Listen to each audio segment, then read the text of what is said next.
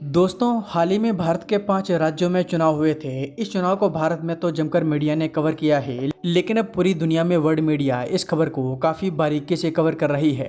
American media तो लगातार इस खबर पर आर्टिकल पब्लिश कर रही है। भारत ने इस चुनाव में एक ऐसी उपलब्धि हासिल की है जिसकी अमेरिका में जमकर तारीफ हो रही है। अमेरिका में कई दिग्गज लोगों की तरफ से कहा जा रहा है कि हमने जो आज तक नहीं कर पाया वो भारत ने करके दिखाया है।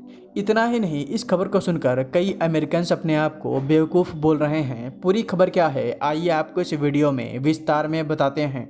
हाल ही में भारत के 5 राज्यों में चुनाव हुए। इन इलेक्शन के रिजल्ट पर सबकी नज़रें बंगाल पर थीं, क्योंकि पहली बार बीजेपी बंगाल में आई है। इसके अलावा भारत का जो केरल राज्य है वहां पर भी एक बड़ी डेवलपमेंट हुई है। वहां पर कांग्रेस की सरकार बनी है। लेकिन अब सवाल ये है कि ये तो नॉर्मल सी खबर है, अमेरिकन मीडिया इसको इतना हाईलाइट क्यों कर रहा है? तो इसका जवाब ये है कि भारत में जो आखिरी कम्युनिस्ट सरकार थी वो अब गिर चुकी है। केरल भारत का एकमात्र ऐसा आखिरी राज्य था जहां आज भी कम्युनिस्ट सरकार थी। लेकिन इन चुनावों में केरल की जनता ने इस सरकार को उखाड़कर फेंक दिया है।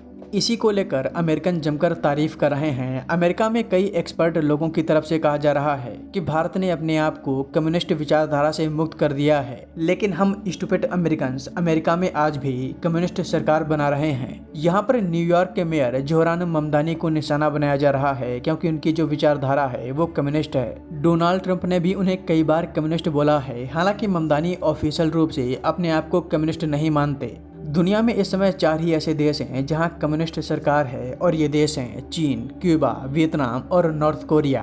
बाकी दुनिया में जितने भी देश हैं वहां कम्युनिस्ट सरकार गिर चुकी है। जो लोग कम्युनिस्ट सरकार के बारे में नहीं जानते उनको बता दें कि ये एक ऐसी विचारधारा होती है जिसमें संपत्ति में पूरे समाज को हक दिया जाता है, न सिर्फ कुछ अमीर व्यक्ति को।